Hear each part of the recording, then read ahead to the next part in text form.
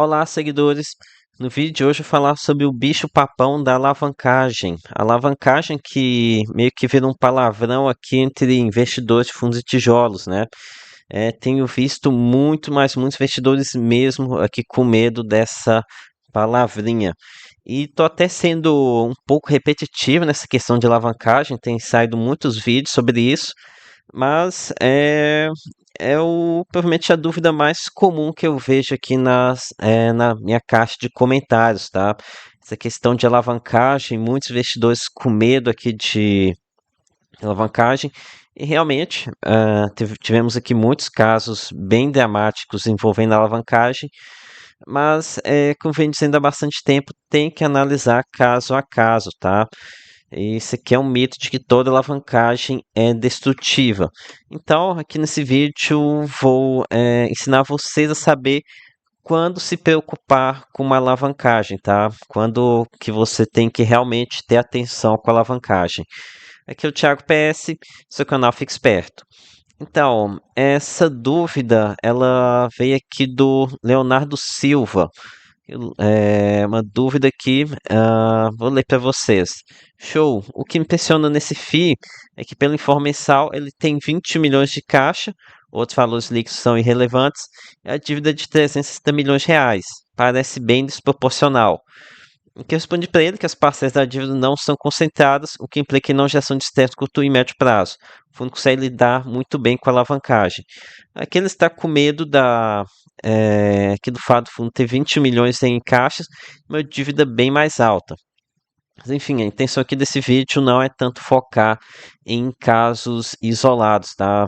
Para isso já tem até uma série falando apenas sobre isso. Mas aqui, passando bem rápido sobre a situação do HSLG, aqui o relatório diz que ele tem 27 milhões de reais. Esse daqui é o cronograma de amortização. Então, ó, dá pra gente ver que ele tem aqui a caixa para até 2026, 2027, ele teria que dar um jeito de arrumar mais dinheiro. Enfim, aqui vou mostrar. Depois eu deixo aqui para o final, tá? Vou falar primeiro sobre de forma mais ampla sobre a questão da alavancagem, nos momentos que vocês precisam se preocupar. Então, aqui a gente tem que se preocupar, um dos primeiros pontos que a gente precisa analisar é o segmento do fundo onde está sendo feita essa alavancagem.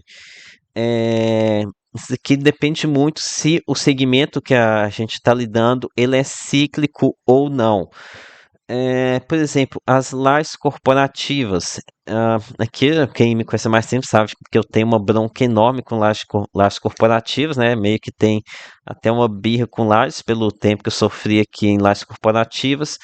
Mas uma coisa vocês não podem negar, que laje corporativa é um segmento volátil, ou seja, que vai ter momentos bons e ruins. Isso aqui a gente pode ver com bastante facilidade aqui em fundos como PVBI11 e vários outros, né? Tem épocas de lua de mel e épocas de tá indo de mal a pior, né? Então, ó, aqui a gente tem que ter noção é que tomar dívida com segmento cíclico é algo muito problemático. Porque é o seguinte, se o mercado bombar, se o mercado subir bastante, excelente, né? Você vai obter muito ganho com essa alavancagem. Já se o mercado ele não cooperar, é que as coisas vão de mal a pior. Isso que acontece pelo seguinte, a dívida, ela é uma constante, né? A dívida ela vai estar, basicamente, é a mesma contratada lá no início. Pode até variar uma coisa, tem dívidas pós-fixadas, né? Mas, enfim, a dívida ela já é conhecida inicialmente. Daí, se você tem o mercado ele não coopera, aí você tem aqui um ciclo destrutivo da alavancagem. Então é por isso que alavancagem e segmento volátil precisa tomar muito cuidado, tá? Então é por isso que a alavancagem com lajes corporativas não combina, mas, por exemplo, a alavancagem com segmento residencial é muito melhor, já que residência não é algo tão especulativo. Por exemplo, alavancagem com shopping. Shopping, muita gente pensa que vai ter especulativo por conta dos Estados Unidos, questão de compras. A shopping, para mim, eu vejo como algo muito, pelo menos histórico, mostra que é algo bem resiliente, porque pela questão de segurança no Brasil, que é um porto seguro, né? Então, alavancagem com shopping costuma andar muito bem. Já alavancagem com renda urbana já aumenta um pouco o risco, porque o varejo ele depende um pouco mais da economia, né?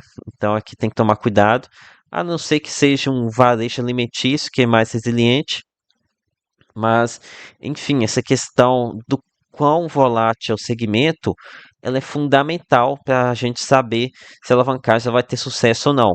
É que eu posso afirmar que o fator do segmento é o principal fator a se analisar, tá? Ok. Agora aqui o segundo ponto que a gente tem que verificar para ver se a alavancagem ela preocupa ou não. No caso, é verificar se o ativo ele tem liquidez. Porque assim, em último caso, se apertar muito, a gente tem que vender alguma coisa. Então aqui eu citar aqui por exemplo, um fundo que nem é alavancado, mas para mostrar essa questão da liquidez. Aqui, por exemplo, RSAT11. RSAT11 é um fundo que tem imóveis industriais. Imóvel industrial é muito específico, você pode ter alguma certa dificuldade em vender esse imóvel para arcar com essas dívidas, né?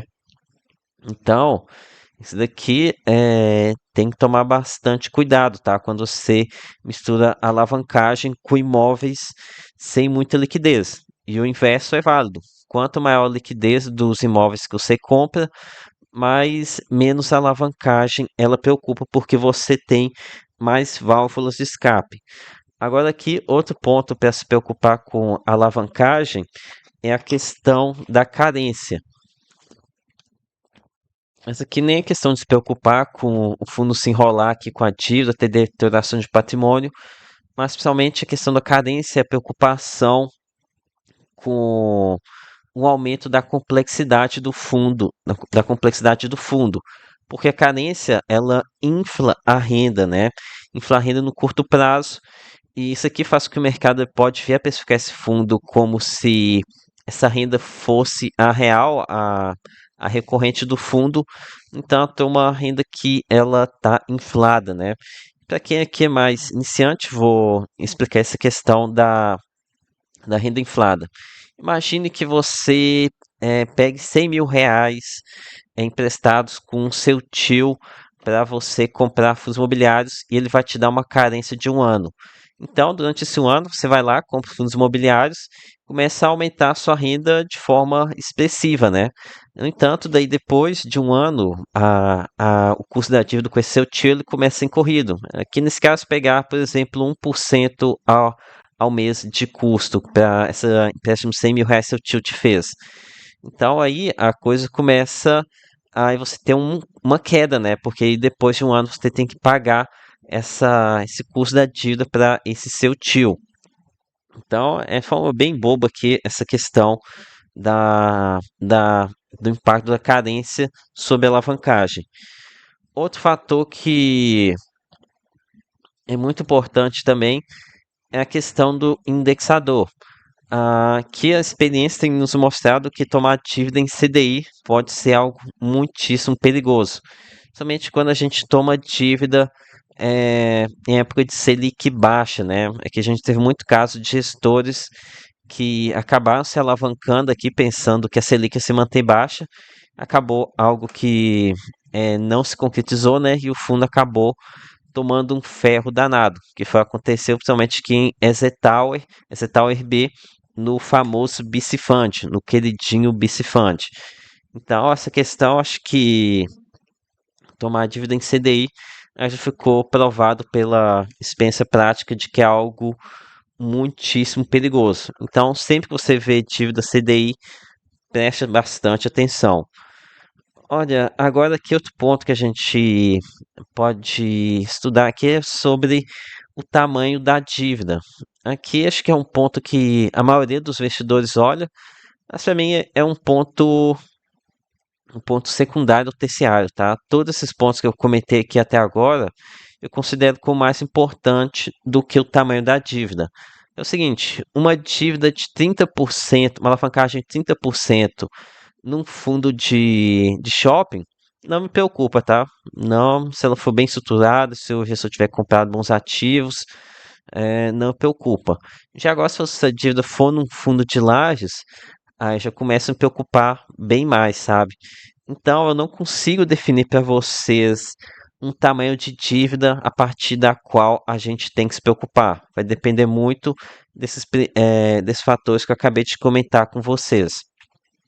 Outro fator bem importante quando a gente fala em dívida é também o fator o quão alongada ela é. Isso aqui é um ponto bem positivo, tá? Quanto mais alongada a dívida, mais o gestor ele tem tempo para se planejar no que ele vai, quais atitudes que ele vai tomar para fazer, para lidar com essa dívida. E esse aqui é o caso do início do vídeo em HSLG. A gente pode ver que a dívida é muito maior do que o caixa, né? E essa é a ideia da alavancagem. Mas as pressões maiores aqui elas vão começar apenas em 2027. Até 2026 o fundo consegue lidar com muita facilidade. E aqui chegando em 2027, o gestor ele consegue lidar muito bem com essa alavancagem, porque aqui a gente tem ativos com alta qualidade e também ativos com liquidez. Aqui a gente está falando de 41% do fundo com ativos no raio de 30 km de São Paulo. Então são ativos com muita liquidez mesmo, tá? Então esse aqui ele consegue facilmente vender uma parcela e quitar essa dívida, as parcelas que estão se aproximando aqui mais em 2027 e 2028. Então, então é isso, galera. É mais um vídeo aqui de alavancagem. Pode aguardar que vai sair mais e mais vídeos, tá? É um tema que está muito em discussão. Então é isso. Peço seu like, se inscreva no canal. E lembre-se que nada aqui é recomendação de compra ou de venda. Até a próxima!